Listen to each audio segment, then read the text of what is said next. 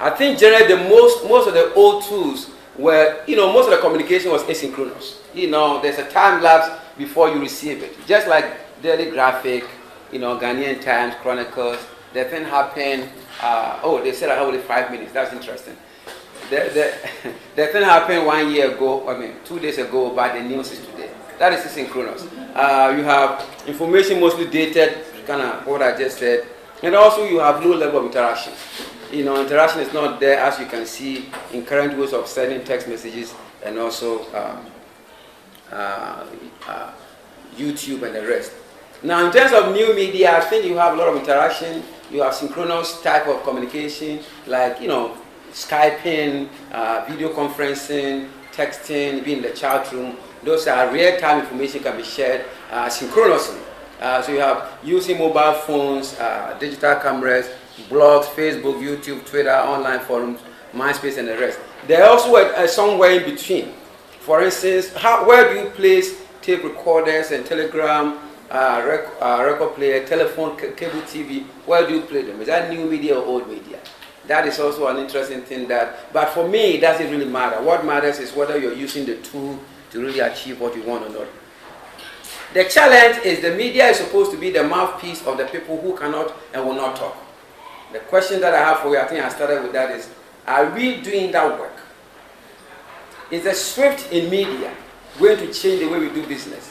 Who is going to push, make sure the person who's in charge, the Ghanaian, who's in charge of Franco Road is fired? Who?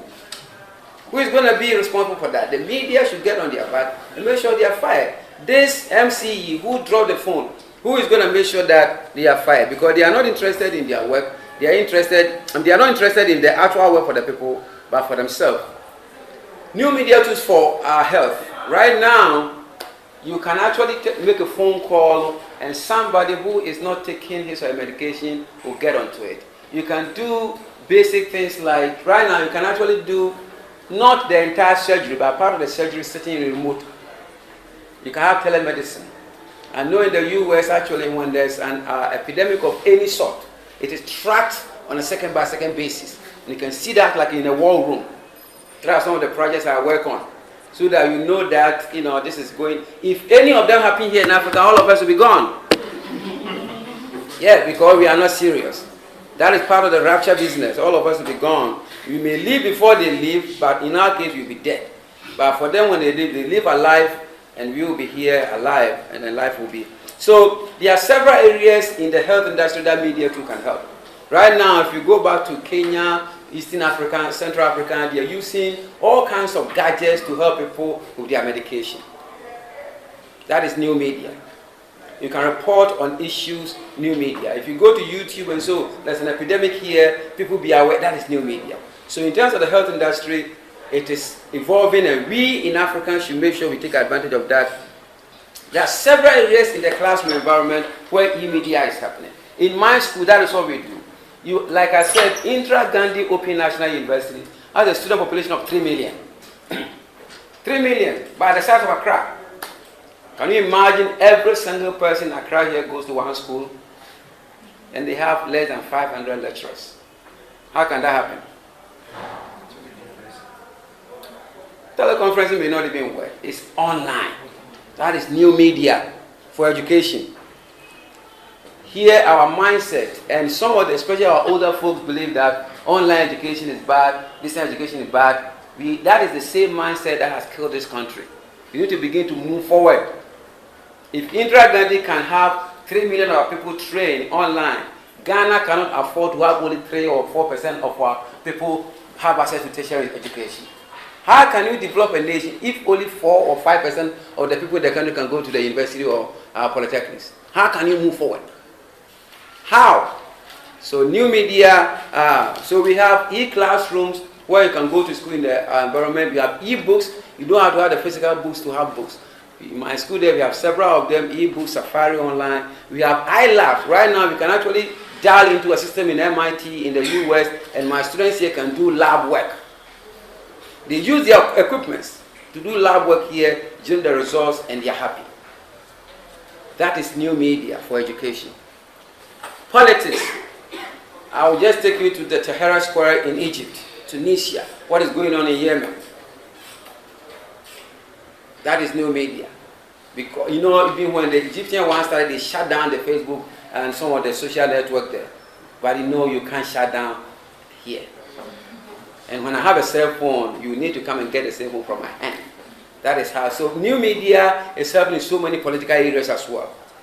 The gentleman, I think, wrote your name down. Ogojuku did mention about the 98%.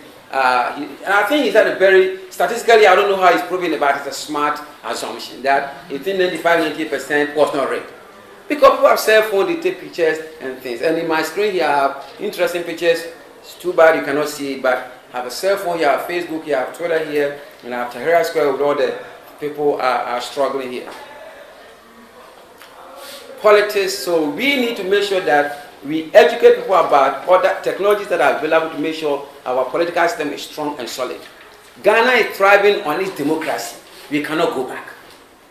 So the media people should make sure that this is a reality.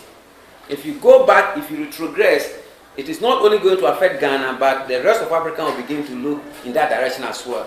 Remember the coup d'etats, when Ghana has a coup, Nigeria has a coup. When Ghana has a coup, we need to change that. Now Nigeria is doing extremely well. Nigeria is the strongest power we have in Africa, especially in Western Africa. If Nigeria is working, Nigeria will be our London.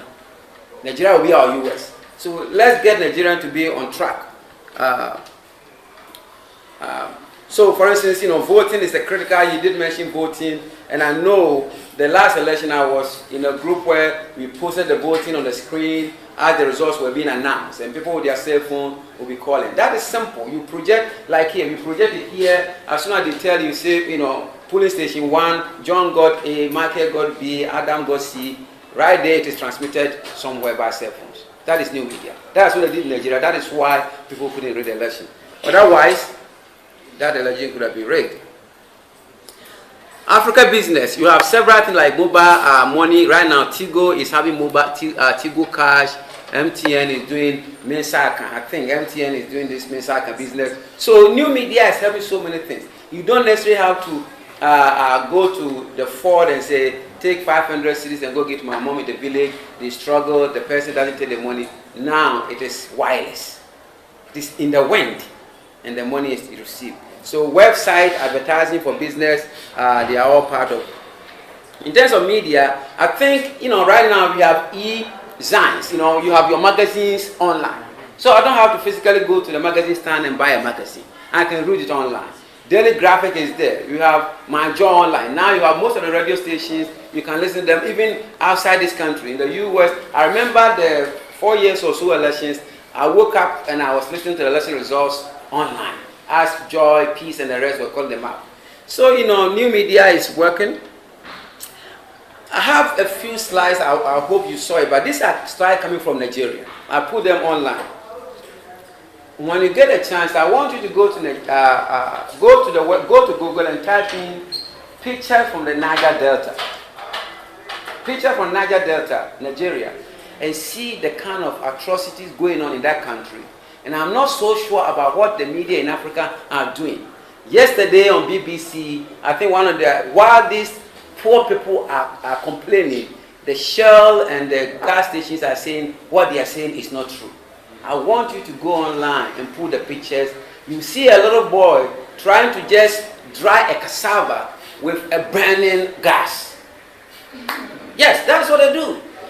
A burning gas with thick flame, that is what mothers and children are trying to dry their cassava so they can do eba for the day. And we call that media reporting, and all this is going on. I want you to do that. I have a few pictures I wanted to show you, but you can't see them. That's a little guy drying his cassava right here. You're going to see a lot of gas tubes that people are working on to go to farm. One of the pictures, right in front of their house, you have all these tubes carrying petroleum and gas. How can you live in a community like that? How can you be in the media business and you cannot report that? Because you are bright? That is why Africa is not working. You know, after 1 year of coming to Ghana, I think I said Africa will never work. Now I'm refining it a little. I won't tell you exactly what I believe in now.